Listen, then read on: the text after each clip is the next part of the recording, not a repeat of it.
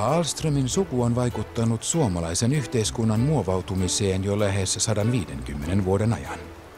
Alusta lähtien suvun arvoihin on teollisen toiminnan ohella kuulunut sosiaalinen vastuu. Keväällä vuonna 2010 konkretisoituu pitkään itänyt ajatus Ahlströmin perhetradition hyväntekeväisyystyön yhtenäistämisestä.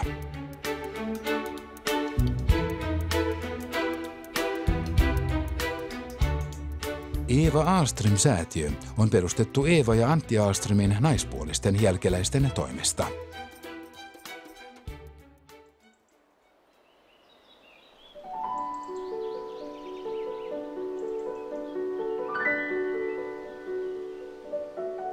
Eeva ja Antti Ahlström olivat merkittäviä lahjoittajia 1800-luvun lopulta lähtien. He osoittivat yhteiskunnallista vastuuta tukemalla koulutusta, terveydenhoitoa ja kulttuuria, alkaen omasta lähiympäristöstään Porin Nordmarkussa. När man kommer till Nordmark är den miljön och den omgivningen som nästan känns overklig. Så där föds ut lätt tanken att vi kan göra någonting tillsammans. Och tillsammans kan vi göra någonting mycket mera och någonting större. Och vi har börjat med att skicka ut brev till 50-generationens kvinnor. Och där började det hela. Och så har vi, det var liksom det där att få det där startkapitalet som är då minimum 25 000 för att kunna grunda en stiftelse.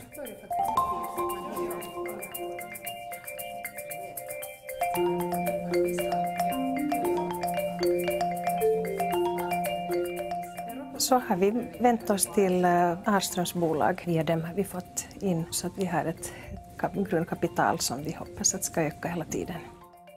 Eva Ahlström oli Suomen ensimmäisiä naispuolisia teollisuusjohtajia.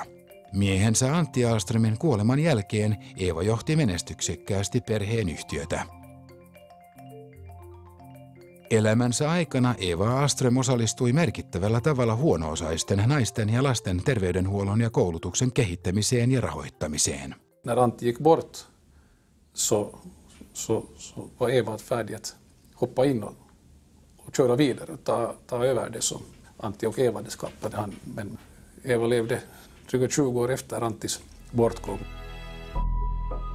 Eva var ju en stor donator. Hon grundade ett sjukhus och hon grundade ett sånt här som då hette Turvakoti, men det var inte ett jourhem utan det var alltså ett hem för pensionerade äldre personer som hade svårt att klara sig på gamla dagar.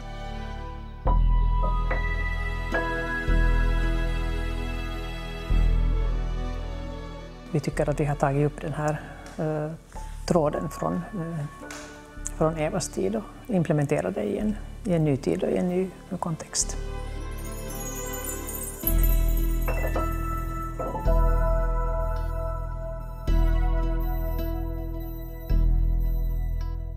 Jag tycker det är fantastiskt bra att släkten har tagit den här initiativet. Och det ofta är sådant att när man har mycket starka personligheter, det tar sin tid före man börjar titta vad har hänt när hela verksamheten började. Och vad åstadkom våra föräldrar. Och sen sitta ner och säga att hej, om de gjorde detta, det kan vi nog göra likadant. Att kan vi inte samla krafter och se vad vi kan göra tillsammans. Jag tycker det är fantastiskt bra utveckling. Säätiö tukee vaikeissa olosuhteissa eläviä naisia, lapsia ja nuoria yhteistyössä tunnettujen hyväntekeväisyysjärjestöjen ja yhdistysten kanssa. Avustuskohteet voivat sijaita yhtä hyvin Suomessa kuin ulkomailla. Tavoitteena on toimia Antti ja Eva Ahlströmin hengessä ja kohdistaa tuki alueille, jossa Ahlström-yhtiöillä on toimintaa. Suomalainen lapsiperhe voi tänä päivänä ainakin meidän näkökulmasta aika huonosti. Mä katson kyllä tosi lämpimästi tällaista toimintaa, koska ihan oikeasti täällä on valtavia luokkaeroja täällä meidän Suomessa. Täällä on hyvinvoivia ja täällä on tosi huonosti voivia. Niin kyllä se on ihan kohtuutta, jos ei sitten tästä tosi paljosta voisi pikkusen antaa näille, kenellä ei ole mitään.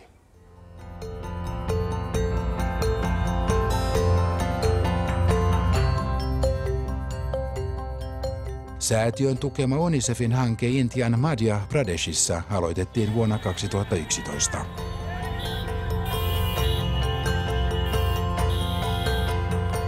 Ahlström Oyj:n säätiölle antama merkittävä lahjoitus mahdollistaa WASH-vesisanitaatio- ja hygieniahankkeen toteuttamista. Silloin kun itse on ihan niin kuin alkutekijöissä ja vielä täysin amatöörialalla, niin silloin tietysti haluaa, että yhteistyökumppani tai lahjoituksen kohteet on sellaisia, että he on alan ammattilaisia. So the backdrop that UNICEF does, in fact in any country, is the Convention of the Right of the Child. And WASH in schools is absolutely embedded within this right of the child to have access to safe drinking water, adequate sanitation and hygiene.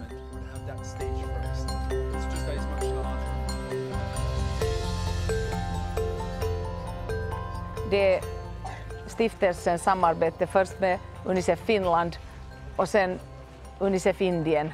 Och det här samarbetet och den här kraften har gjort att det här projektet har varit så otroligt lyckat. Och det har gått fram först till barnen som berättar till sina föräldrar. Och därefter så ändras det där livet också på hemmafronten. Den största utmaningen ligger i att ändra på de här attityderna. Ändra på attityderna till hygien. If hand washing with soap is practiced at the critical moments throughout the day, then the chances of a child contracting diarrhea are significantly reduced. In fact, medically it's proven that 45% of diarrhea prevalence can be reduced when hand washing with soap is practiced at critical moments throughout the day. Jag frågar här i klasserna barnen att för det första hur många använder toaletten. Alla svarar att i skolan använder vi toaletten. Så frågar jag hur många har en toalett hemma. Inte en enda hand kom upp. Och nu är deras nästa steg att få mamma och pappa att fixa en toalett hem i huset. Det var barnen redan har hunnit lära sina föräldrar är att man ska tvätta händerna. This actually means that we fundamentally believe that children are agents of change within their community by actually transforming the behavior of their own family, where toilets are starting to be constructed because of them advocating for it towards their parents. So all of these aspects we are actually seeing here underground, and this is why we do believe that children are indeed agents of change.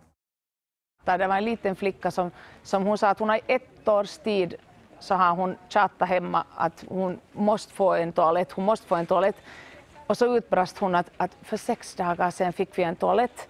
Att ni är så hjärtligt välkomna hem till mig och titta på min nya toalett. Nice. Och hon sken av stolthet.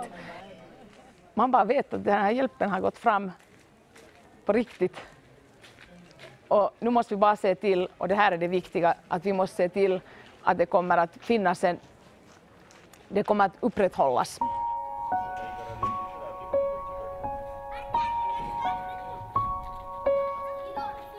När jag läste till exempel den här vatten, sanitet och hygienprojektet i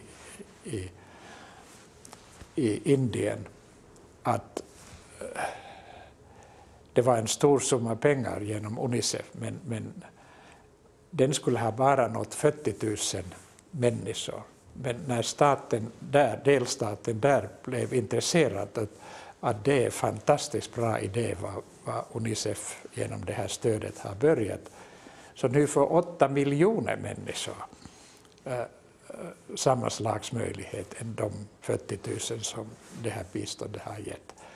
Så att jag tycker det är fantastiskt bra att se att så pass tidigt har man hittat sådana projekt som därefter kan vidare drivas av myndigheterna. Det är kanske den bästa saken som man kan åstadkomma i sådana här arbeten.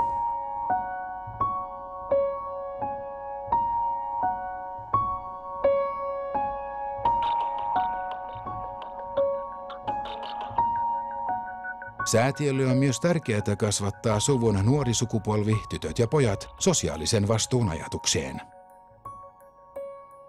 Nämä 15-30-vuotiaat Eeva Nuorison edustajat ovat osallistuneet säätiön toimintaan järjestämällä omatoimisesti keräystilaisuuksia. De är mycket snabbare än vi här på bolagsfronten. De fick med Eeva ungdom på ett år. Men jag tror att det är jätteviktigt. Alltså det ger en plattform, det ger en plats för dem som vill engagera sig och vet att det här liksom känns mera genuint, mera äkta än att sen hålla på med affärsverksamhet. När man nämnde att det finns 15-30-åringar där som också vill vara med i ungdomsgruppen, men jag såg ingen pojke där. Så att kanske, jag hoppas att jag kan uppmuntra pojkar också. Det är till och med trevligt att samarbeta med flickorna där. Men jag hoppas att de finner sin väg också till det här arbetet. Eeva Ahlström-säätiön toimintaan on sisältynyt myös kahdesti organisoitu Eeva on Stage-konsertti. Suositun tapahtuman tuotto käytetään lyhentämättömänä hyvän tekeväisyyteen. Det behövs i dagens värld att folk tänker liksom mindre egoistiskt, mindre bara på sig själv och mera på andra.